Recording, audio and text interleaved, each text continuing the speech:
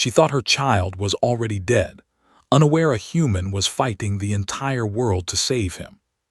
Part 1: The Taking. The sky turned black at noon. Was feeding her son when the shadow fell over their small home. She looked up through the window and saw something that made her blood freeze. A ship, but not like any ship she had ever seen. It was massive, dark, and covered with sharp metal edges that made it look like a monster from old stories. Was only 4 years old. He had blue skin like his mother, 4 small arms and big curious eyes that looked at everything with wonder. Right now, those eyes were looking at his mother's face, trying to understand why she had stopped moving. "Mama," he asked in his small voice. Grabbed him and held him close. Her 4 arms wrapped around his tiny body as she ran toward the back door of their house. Outside, she could hear screaming, the sound of weapons firing, the sound of her neighbors crying for help. Colony 7 was a peaceful place. It was a farming world where 12 different alien species lived together in harmony. They grew food. They raised families. They had no weapons, no army, no way to fight. They had never needed such things. They had chosen their target well. Had heard stories about every mother in the galaxy had heard the stories. They were a species that did not create life. They stole it. They took children from other races and used their bodies to make medicine, fuel, and food for their empire. They were monsters, but they were powerful monsters. So powerful that the Galactic Council had made a rule long ago: do not fight them. Do not challenge them. Let them take what they take and pray they do not come to your world. But prayers had failed today. Reached the back door and pulled it open. She was going to run to the forest. She was going to hide with until the monsters left. She was going to keep her son safe. She never made it outside. A soldier stood in her path. It was tall, covered in black armor with 4 red eyes that glowed like dying stars. It looked at, and it reached out with its long metal arm. Screamed, she tried to run. She tried to fight, but she was a farmer. She had never fought anyone in her life. The soldier pushed her aside like she was made of paper. She hit the wall hard and fell to the ground, her vision going dark at the edges. The last thing she saw before losing consciousness was her son's face, was reaching for her with his small arms, crying, "Mama, Mama," as the soldier carried him away. When woke up, the sky was dark with smoke, and her arms were empty. She searched for hours. She ran through the burning streets calling his name.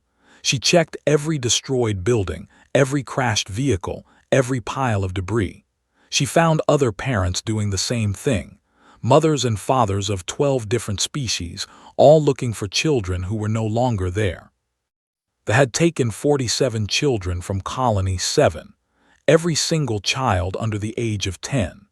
They had loaded them onto their massive ship and disappeared into the stars, leaving behind only fire and grief. The Galactic Council sent a message 3 hours after the attack. The message was short and cold. It said, "We are sorry for your loss. The Dominion operates beyond our territorial law. Any attempt to pursue or rescue will be considered an act of war against the Council. Please do not take any action. Grief counselors will arrive within 1 standard week." Read the message on a broken screen in the middle of what used to be the town square. Around her, other parents were reading the same words. Some of them cried. Some of them screamed. Most of them simply went silent, their hope dying like a candle in the wind. An old elder named walked over too. His gray skin was covered in ash, and his eyes were full of ancient sadness. He had lived for over 200 years. He had seen the take children before. "You must accept the truth," he said softly. "The process their captives within 3 days. Your son, all of the children, they are already gone. There is nothing we can do. There is nothing anyone can do." Wanted to argue. She wanted to scream that he was wrong. But she looked around at the destroyed colony, at the crying parents, at the cold message from the Council, and she felt her hope break into 1,000 pieces. Was gone. Her beautiful boy with his curious eyes and his small blue hands was gone, and the entire galaxy had decided that his life was not worth fighting for. She fell to her knees in the ash and began to cry. What did not know, what no one on Colony 7 knew, was that someone had seen everything. Park was a human cargo pilot. She was 32 years old, with short black hair and eyes that had seen too much of the galaxy's darkness. She had been refueling her ship at the colony's depot when they arrived. She had hidden behind a stack of cargo containers, too far away to help, too close to look away.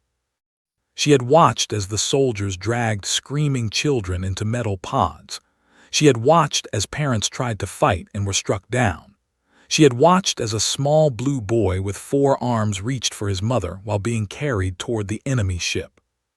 And something inside had changed. She was not a soldier. She was not a hero. She was just a cargo pilot with a broken ship and 3 crew members who trusted her. But she had watched them take those children, and she had felt something she had not felt in a very long time. Rage, pure burning, absolute rage. Humans were a young species in the galaxy. They had only been exploring the stars for a few hundred years. Other races saw them as primitive, emotional, and sometimes foolish. Humans felt things too strongly, they said. Humans got attached too easily. Humans made stupid decisions based on feelings instead of logic. The galaxy did not understand that this was humanity's greatest strength. Walked back to her ship, the Wandering Star. It was an old cargo freighter held together by patches and prayers. Her 3 crew members were waiting for her, their faces pale with fear. "Captain," said her navigator. He was young, barely 25, with nervous hands and a brilliant mind for star charts. "We need to leave. The Council is telling everyone to stay away from this system, if we get involved." "I know," said. Her voice was calm and cold. "They have 600 warships," said the engineer. She was older than, with gray in her hair and scars on her hands from years of fixing broken machines. "We have 1 freighter that can barely make the jump to the next system." "I know," said again. Myra, the medic, looked at its face and understood immediately. She had known the captain for 10 years. She had seen that look before. It was the look got when she had made a decision that could not be changed. "You're going after them," Myra said quietly. "Yes."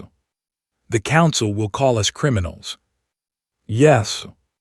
"They will try to kill us." "Yes." "We will probably die." Turned to face her crew. Her eyes were hard, but there was something burning behind them, something that looked like the fire that was still consuming Colony 7. 47 children are on that ship," she said. 47 kids who did nothing wrong, and the whole galaxy has decided to let them die because fighting for them is too hard. She paused. "I am not the whole galaxy. I am 1 human with 1 ship, and I am going to bring those children home." The crew was silent for a long moment. Then, one by one, they nodded. "Then we better start flying," said. "Those kids don't have much time." She thought her child was already dead, unaware a human was fighting the entire world to save him. Part 2. The Impossible Decision. The Wandering Star shook as it left the atmosphere of Colony 7. Below them, fires still burned. Above them, the cold stars waited like silent witnesses, and ahead of them was the impossible. Sat in the captain's chair and stared at the navigation screen. The ship had left a trail of energy that was already tracking. It was heading toward the hollow nebula, a purple cloud of gas and dust at the edge of known space. They had a processing station there. That was where they took the children. That was where they turned living beings into resources. 18 jumps, said, his voice tight with fear. 18 hyperspace jumps through some of the most dangerous territory in the galaxy. We will pass through Council patrol zones, pirate territory, and hunting grounds. Even if everything goes perfectly, it will take us 52 hours to reach the station. How long do the children have? Asked. Myra pulled up medical data on her screen. Her face was pale as she read the information. The processing takes 72 hours from capture to completion. The attack on the colony happened about 4 hours ago. That means the children have approximately 68 hours left. If we leave right now and do not stop for anything, we might arrive with 12 to 15 hours to spare. Might, repeated from the engine room. Her voice came through the ship's speakers, crackling with static. Captain, I need you to understand something. This ship is old. The engines are tired. The shields are weak. If we push too hard, we could break down in the middle of nowhere, and then we save nobody. Can you keep us moving? Asked. There was a long pause. Then's voice came back, heavy with determination. I can try. I make no promises, but I can try. Nodded even though the engineer could not see her. That is all I ask. Brought up a detailed star map on the main screen. It showed their route as a thin red line cutting through space. The line passed through areas marked in yellow Council territory, areas marked in orange disputed zones, and areas marked in dark red controlled space. It looked like a path through hell. We will never make it, said quietly. I have calculated the odds. Even if we avoid all combat, even if we do not have any mechanical problems, even if every jump goes smoothly, we have less than a 3% chance of reaching the station alive. 3% is not zero, said Captain's voice was gentle but firm.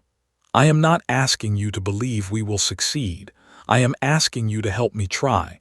There are 47 children counting on us. They do not know we are coming. They do not know anyone is fighting for them, but we are, and we will keep fighting until we save them or die trying. Closed his eyes for a moment. When he opened them again, something had changed. The fear was still there, but it was mixed with something else, something that looked like purpose. I will plot the fastest route, he said, and I will find every shortcut, every hidden path, every way to save time. If there is a road through this hell, I will find it. That is why I hired you, said with a small smile. Myra stood up from her medical station and walked to the captain's chair. She was a tall woman with kind eyes and steady hands. In her 10 years serving with, she had patched up wounds, delivered bobbies, and held dying crew members in her arms. She had seen the best and worst of the galaxy, and she had learned one important truth. Sometimes the crazy plans were the only plans worth trying. I have been studying biology, she said. They have weaknesses. Their eyes are sensitive to bright light. Their skin cannot handle extreme cold, and they breathe a different mixture of air than most species. If we can find a way to use these weaknesses. We are not going to fight 600 warships, said. We are going to sneak past them. And if sneaking fails? Met Myra's eyes. Then we fight and we win, because losing is not an option. The wandering star made its first hyperspace jump at exactly 14:32 station time. The universe blurred around them as they traveled faster than light, covering in seconds distances that would take normal ships years to cross. When they emerged on the other side, they were in Council territory, surrounded by patrol ships. Cargo vessel Wandering Star, you are in a restricted zone, a voice crackled over the communication system. State your business and prepare to be boarded. His heart beat faster, but her voice stayed calm. Council Patrol, this is Captain Park of the Wandering Star. We are carrying medical supplies to the colony. Emergency shipment. People are dying. We have no record of such a shipment. His fingers flew over his keyboard.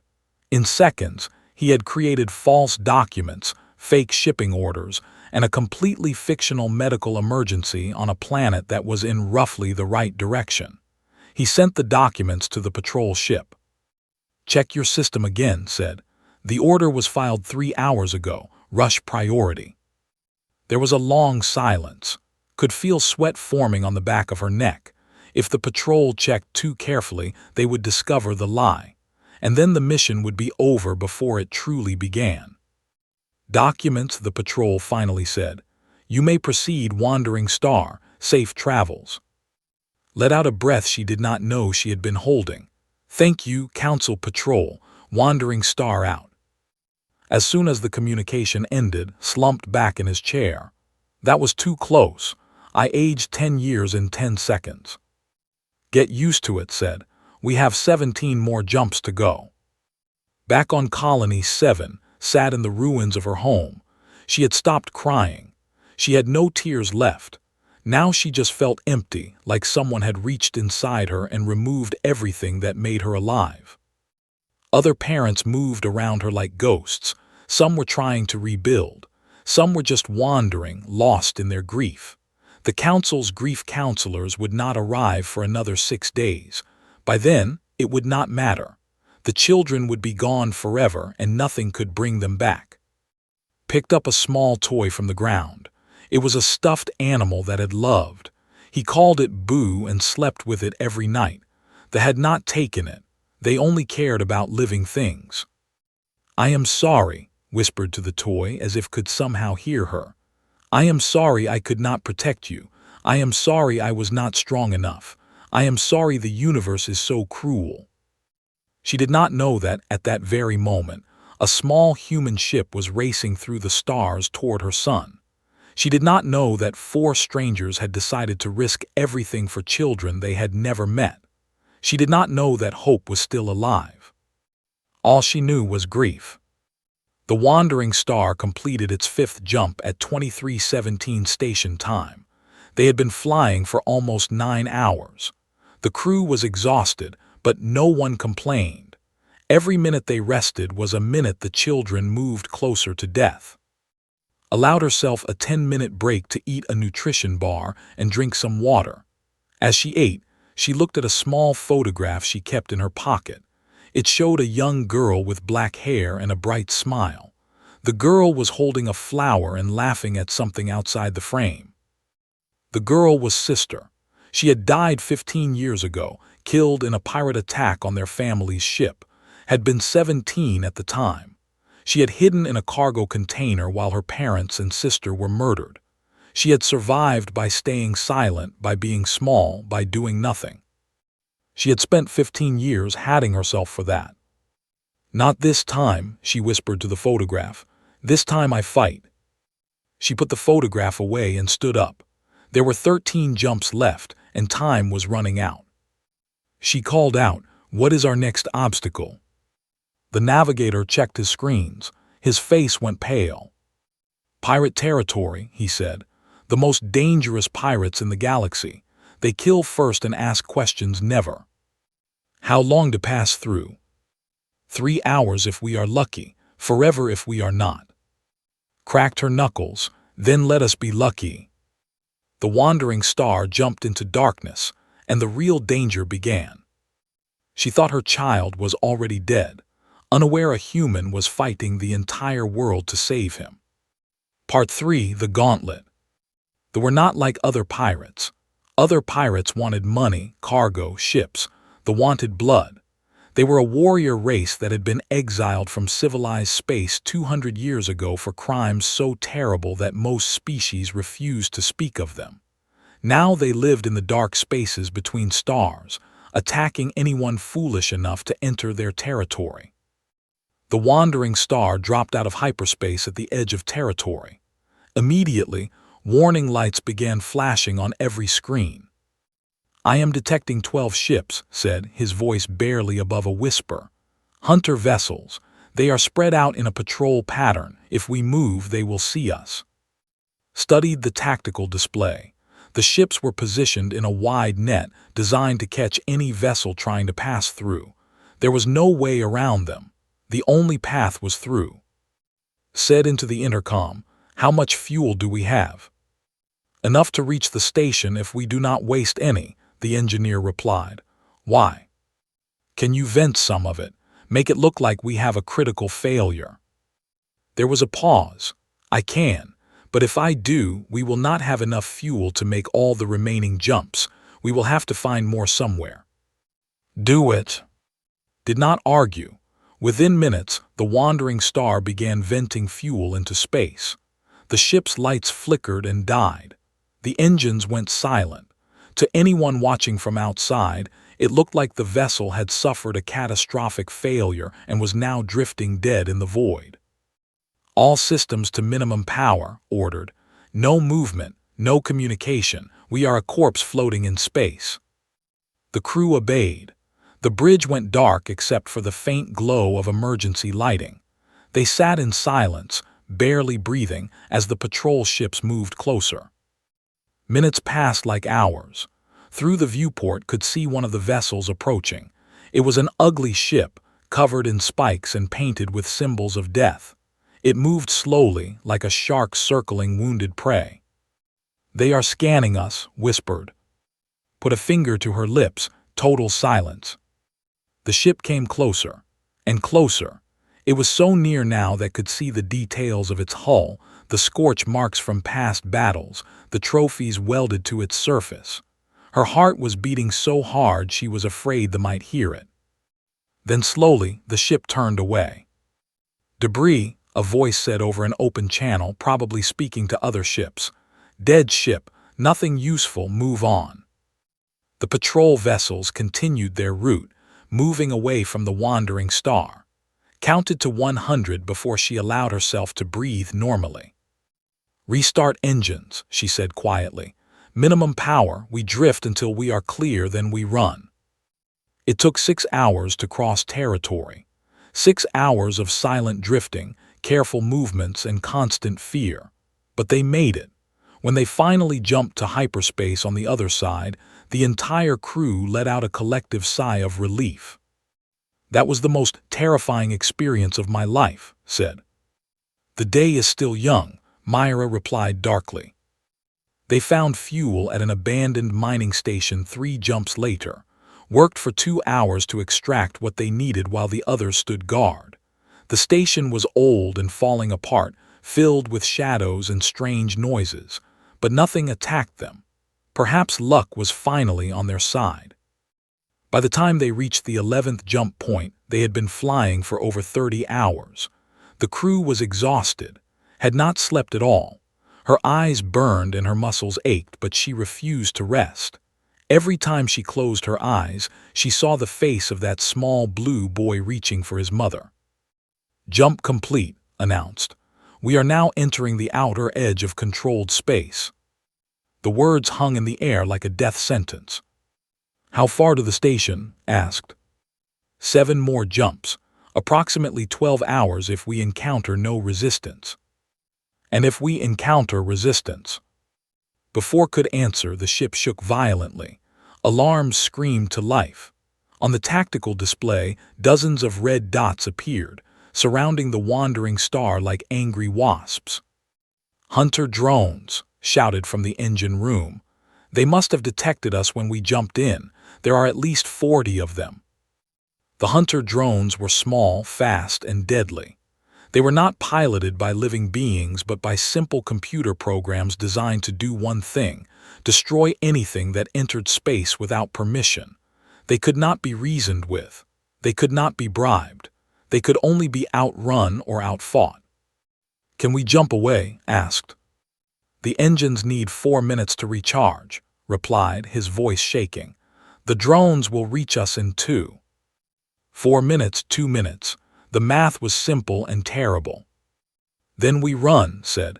She grabbed the manual controls and pushed the engines to maximum speed. "Find me somewhere to hide. Give me everything you have. Myra, hold on to something." The wandering star shot forward like a bullet.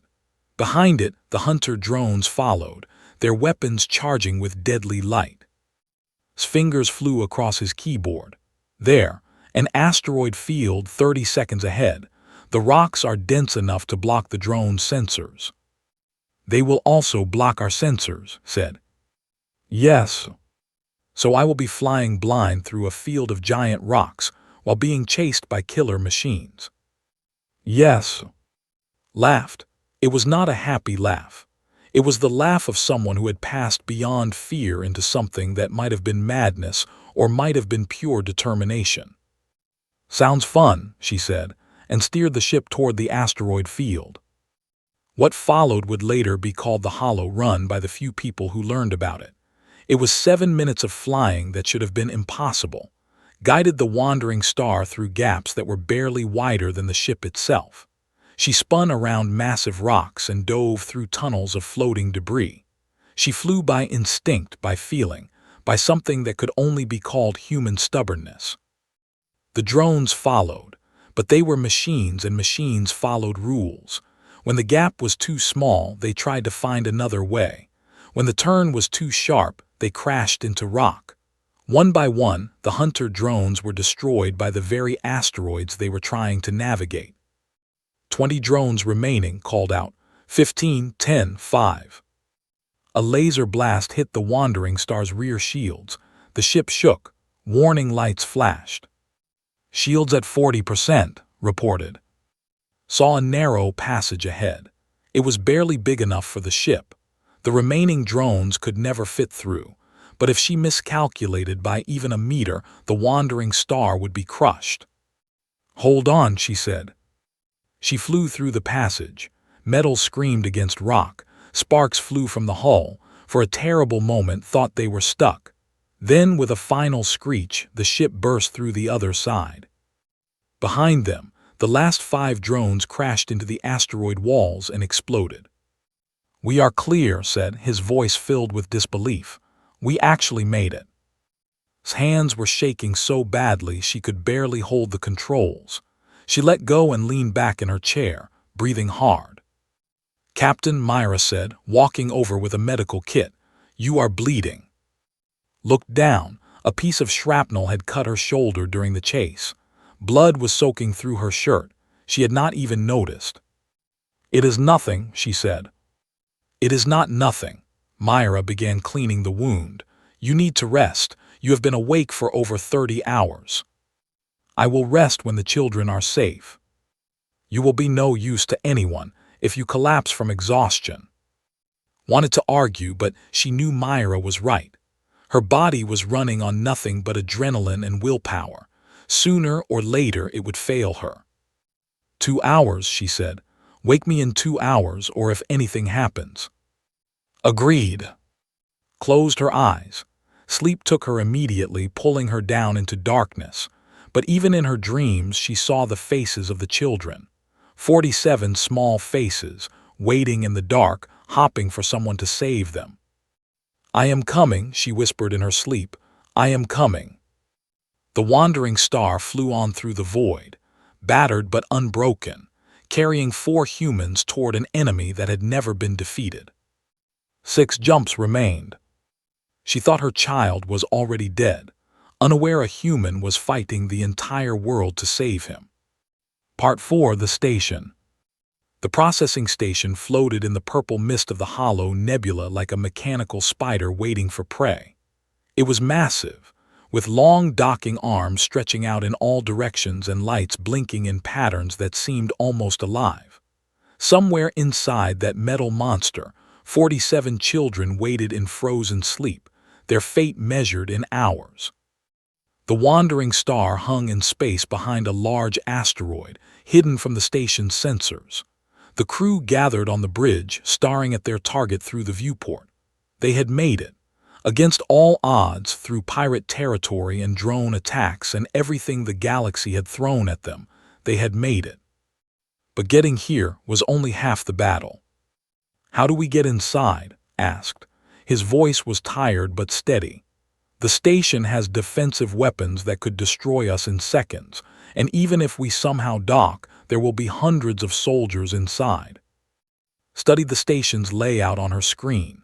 She had slept for 3 hours instead of 2, and her mind was sharper now. The wound on her shoulder still ached, but Myra had bandaged it well. "We do not fight," said. "We cannot win a fight, so we use another way." She pointed to a small section of the station far from the main docking areas. "That is a maintenance port. It is designed for automated repair drones, not ships. But the wandering star is small enough to fit if we retract the cargo extensions." "And the identification codes?" asked. "They will know we are not a drone." 3 systems back we passed a wreck. I took something from it, pulled out a small data chip. "These are valid identification codes. They are old, but they should still work for a maintenance drone. Myra shook her head in amazement. You planned this. You planned all of this before we even left. I planned for possibilities. I hoped we would never need them, but here we are. The approach to the maintenance port was the most terrifying part of the journey. They moved slowly, broadcasting the stolen codes, pretending to be nothing more than a repair drone returning from a long mission. Every second, expected alarms to sound. Every second, she expected weapons to lock onto them. But nothing happened. The station's computers accepted the codes without question. The maintenance port opened its doors. The wandering star slipped inside like a mouse entering a sleeping cat's den. We are in, breathed. Allowed herself one moment of relief. Then she was all business again. You stay with the ship. Keep the engines warm. When we come back, we will need to leave fast. What if you do not come back? The engineer asked. Then you leave anyway. Get as far from here as you can. Tell the galaxy what to do. Make sure people know. Nodded, her eyes wet with tears she would not let fall. And Myra armed themselves with what little they had. Carried a small pistol and a knife. Had a stun weapon that might work on, might not. Myra carried medical supplies and a sedative she had created during the journey, designed to put soldiers to sleep. How long does the sedative work? Asked. I do not know, Myra admitted. I have never tested it on a living, maybe 10 minutes, maybe an hour, maybe not at all. Wonderful. They moved through the maintenance corridors, following's map of the station. The corridors were dark and filled with pipes and cables. They smelled like metal and chemicals. Strange sounds echoed from distant parts of the station, machinery humming and hissing. They encountered their first soldier 5 minutes in. It was walking alone, probably heading to a duty station. Myra raised her sedative injector and moved with surprising speed. Before the soldier could react, she pressed the device against its neck.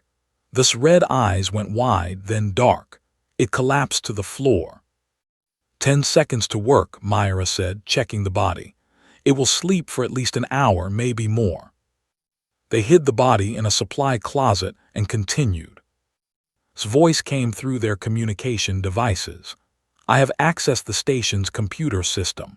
The children are in detention block 7, lower level. I am sending you a route. Also, I can create some distractions if you need them. What kind of distractions? Asked. I can trigger a coolant leak in the life support sector. That will cause an evacuation of the upper levels. It should pull most of the guards away from the detention area. Do it, wait for my signal. They moved deeper into the station. The detention area was heavily guarded, with armed at every entrance.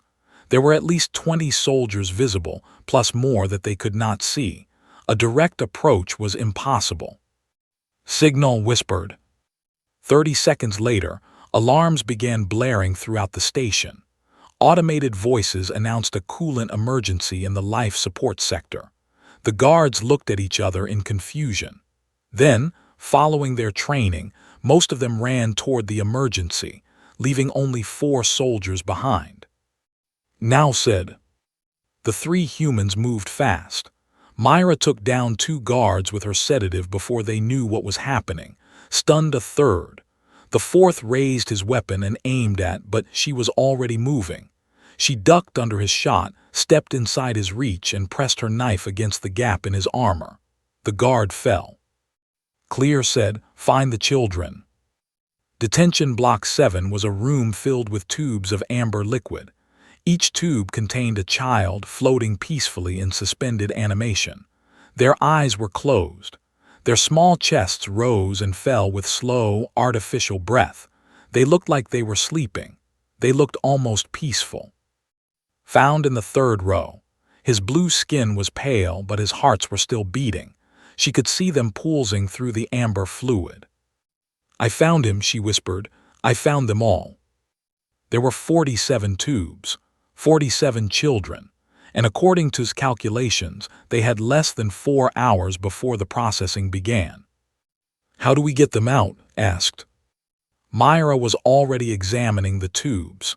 There is a release sequence. If I enter the correct commands, the tubes will drain and the children will wake up. But it takes time, at least 3 minutes per tube. 3 minutes per tube, 47 tubes. That was over 2 hours just to free them, and they still had to get them back to the ship. Start the sequence, ordered. We will figure out the rest as we go. Myra began entering commands. One by one, the tubes began to drain. Children started to wake up, coughing and confused, moved among them, speaking softly in every language she knew. You are safe now. We are here to take you home. Your parents are waiting. Just follow us. Everything will be okay. Some of the children cried. Some of them screamed. Some of them simply stared with empty eyes, too shocked to react. Gathered them together, organizing the older ones to help the younger ones. Created a makeshift train with children holding hands in a long line. They were halfway through the release process when the doors burst open. Soldiers poured into the room, 20 of them, 30, more than they could fight, more than they could stop. At their head was a massive in ornate armor, his 4 red eyes burning with fury. Overseer said. She had read about him during the journey. He was the commander of this station, responsible for the deaths of thousands of children over the centuries. One human hissed. His voice was like metal scraping against stone. One small, weak, insignificant human thought she could challenge the Dominion. Stood between thee and the children. Behind her, Myra continued the release sequence, freeing more tubes, waking more children. Moved the rescued children toward the back of the room, away from the soldiers. I did not come to challenge your dominion, said. Her voice was calm. I came for the children. They belong to us now. They are resources, property. You have stolen our property. They are children, living beings. They belong to no one but themselves and their families. Laughed. It was an ugly sound. You speak of families, of love, of things that do not matter. The strong take from the weak. That is the only law of the universe, and you are very, very weak. He raised his weapon. Behind him, 30 soldiers raised theirs. Looked at the children behind her. 23 had been freed. 24 more remained in the tubes. If she surrendered, they would all die. If she fought, she would die, but maybe the others could escape. She whispered into her communicator, "Get ready." She turned to face, her small pistol in her hand. She knew it could not stop him. She knew she was about to die, but she was not afraid. She had found the children. She had made it this far, and she would not stop now. You do not understand humans, she said quietly. I understand you are finished. Smiled, and there was something terrible in that smile. No, she said. You do not understand what we do for children that are not even ours. The floor beneath them exploded. She thought her child was already dead, unaware a human was fighting the entire world to save him. Part 5, The Price and the Miracle. Had found the fuel lines that ran beneath the detention block. While and the others were freeing children, she had been working, connecting wires and setting charges. When gave the signal, she triggered the explosion that saved them all. The blast tore through the floor, sending soldiers flying in all directions. Smoke and fire filled the room. Alarms screamed even louder than before. Overseer was thrown backward, his ornate armor dented and cracked. Move, shouted, get the children out now. Chaos ruled the detention block. Myra rushed to the remaining tubes, entering release commands as fast as her fingers could move. Grabbed children and pushed them toward the exit, forming them into groups, keeping them moving. Stood in the center of the smoke, her pistol firing at any soldier who tried to rise. The explosion had bought them time, not much, maybe 5 minutes, but 5 minutes was enough. The last tube drained. The last child woke up. 47 children, all alive, all free. Myra and gathered them together and ran toward the maintenance corridors. Stayed behind, covering their escape. Rose from the rubble. His armor was damaged, but he was still alive. His red eyes found through the smoke. "You will pay for this," he snarled. "Maybe," said, "but not today." She threw her last grenade at the ceiling above him. The explosion brought down tons of metal and debris, burying the overseer. It would not kill him, or hard to kill, but it would slow him down. Ran. The corridors were filled with chaos. The coolant leak that had created was real now, spreading through the station's life support systems. Warning messages announced structural damage, fire hazards, radiation leaks. The station was dying, and they were too busy trying to save it to chase one small group of escaping humans. Met them at the maintenance port. The Wandering Star's engines were already running. "Get them on board," ordered. "Everyone move." Loading 47 frightened children onto a small cargo ship was not easy. Some of them could not walk and had to be carried. Some of them were crying so hard they could not see where they were going. Some of them fought against their rescuers, too scared to understand they were being saved.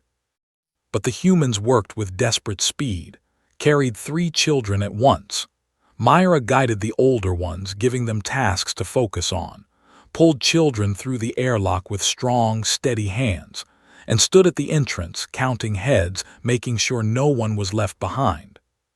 43, 44, 45, 46. She looked back into the corridor. Where was the 47th? Then she saw him. The small blue boy was standing in the middle of the corridor, staring at something behind him. His body was shaking. He was too terrified to move. Ran. She reached just as a damaged support beam fell from the ceiling. She grabbed the boy and dove forward, the beam crashing down behind them. Pain exploded through her leg, but she kept moving, crawling, carrying toward the ship. "I have you," she whispered to the crying child. "I have you, you are safe." She reached the airlock, grabbed and pulled him inside. Myra reached for, but the captain shook her head. "Get them out of here," said. Her leg was broken, she could not stand. "I will slow you down." "We are not leaving you," Myra shouted. "You are leaving with the children. That is an order." "No." It was not Myra who spoke. It was. The young navigator stepped out of the airlock, grabbed S's arm and pulled her over his shoulders. He was not strong enough to carry her easily. He staggered under her weight, but he did not let go. "We came here together," he said. "We leave together." They made it to the ship with seconds to spare. The airlock sealed behind them just as soldiers appeared at the end of the corridor. The Wandering Star disconnected from the maintenance port and accelerated toward open space. Behind them, the processing station was falling apart. The explosions had done more damage than anyone expected. Secondary systems were failing. The structure was collapsing. Within hours, the station would be nothing but debris floating in the nebula. "Jump to hyperspace," ordered from the floor of the cargo hold. Children surrounded her, some of them holding her hands, some of them sleeping against her body. "Get us home." Entered the coordinates. Pushed the engines harder than they had ever been pushed before, and the Wandering Star jumped away from the hollow nebula, carrying 47 children toward freedom. The journey home took 3 days. Spent most of it in the cargo hold, surrounded by children. Myra set her broken leg and treated her wounds, but the captain refused to sleep in a proper bed. She stayed with the children, telling them stories, singing songs she barely remembered, holding the ones who cried in the night. Stayed close to her. He was still scared, still confused, but he had stopped crying. He would sit next to and hold her hand, his 4 small fingers wrapped around her 2 larger ones. "Are you taking me to my mama?" he asked once. "Yes," said, "I am taking you home." "Promise?" Looked at the small blue face staring up at her with absolute trust. This child did not know her. His parents did not know her. She had risked everything, destroyed her ship, broken her body, and challenged an entire empire for people who were strangers. And she would do it again without hesitation. "I promise," she said. On Colony 7, life had stopped. The survivors moved through their days like ghosts. They rebuilt buildings but not hope. They planted fields but not futures. The grief counselors had come and gone, offering words that meant nothing. Spent her days sitting by the window, holding the small stuffed animal that her son had loved. She had stopped eating. She had stopped speaking. Her friends were worried about her, but there was nothing they could do. Some wounds could not be healed. 3 weeks after the attack, a ship appeared in the sky. It was not a ship. It was not a council ship. It was a small, battered cargo freighter that looked like it had been through a war. It descended slowly toward the rebuilt landing pad, its damaged engines smoking and sparking. Watched it without interest, probably more supplies, more people with empty words and useless sympathy, nothing that mattered, nothing that could bring back. The ship's doors opened. Children walked down the ramp. At first did not understand what she was seeing. Her mind could not process it. Children, living children, walking, crying, running, calling out names. Mama, Papa. She watched as parents ran forward, grabbing their children, falling to their knees, screaming with joy. She watched as families were reunited all around her, but she did not move. She could not move, because this could not be real. It had to be a dream, a cruel dream. Then she saw him. Was walking down the ramp, holding the hand of a human woman who could barely stand. His blue skin was pale and he looked tired and scared. But he was alive. He was here. He was real. Whispered. The boy looked up. His eyes found his mother, and his face transformed into something bright and beautiful and perfect. Mama.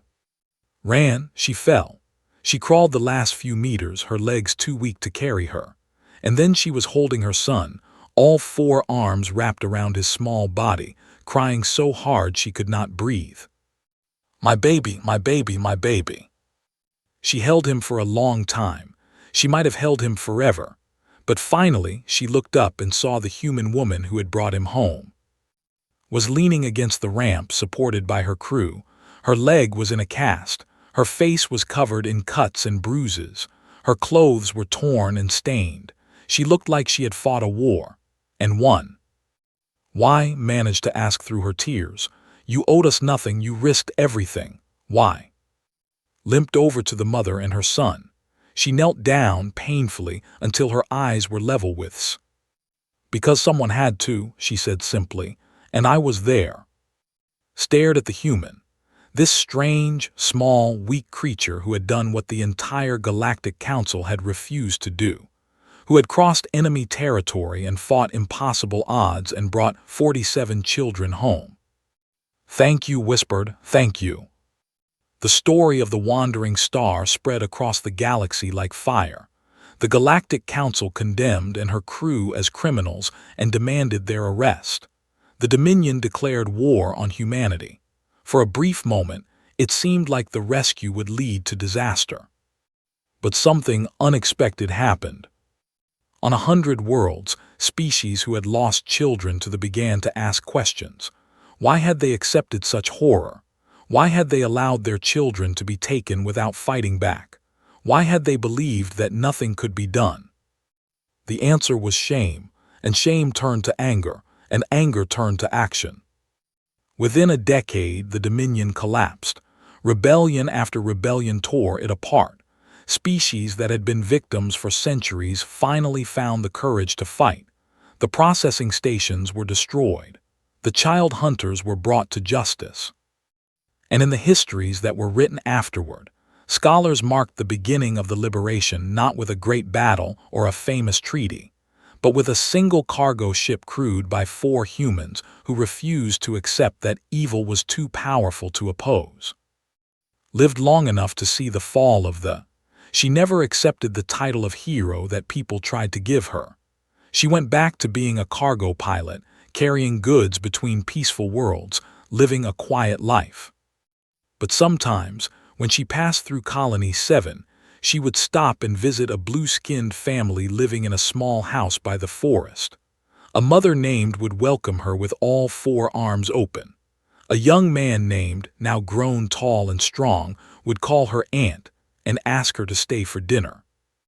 And she would sit with them, drinking strange alien tea and listening to stories about peaceful days, knowing that this moment, this family, this ordinary happiness, was what she had fought for all along. Some people wondered how four humans in a broken ship had done what seemed impossible. Understood. She told the story to her, and it became a legend passed down through generations. Humans are strange creatures, she would say. They are small and fragile. They live short lives. They are not the strongest or the fastest or the species in the galaxy, but they have something that no other species truly understands. What is it, grandmother? Would smile and hold the small stuffed animal that still sat on her windowsill after all these years. They cannot accept that some evils are too great to fight, she would say. And sometimes that is the most powerful thing in the universe. Outside the window, the stars shone bright and clear. And somewhere in the endless void, the descendants of the wandering star's crew continued to fly, carrying cargo, helping strangers, and reminding the galaxy that one person with enough determination could change everything. Because that was what humans did. That was who humans were. That was why the galaxy learned to fear them, respect them, and most importantly, hope when they arrived. The end.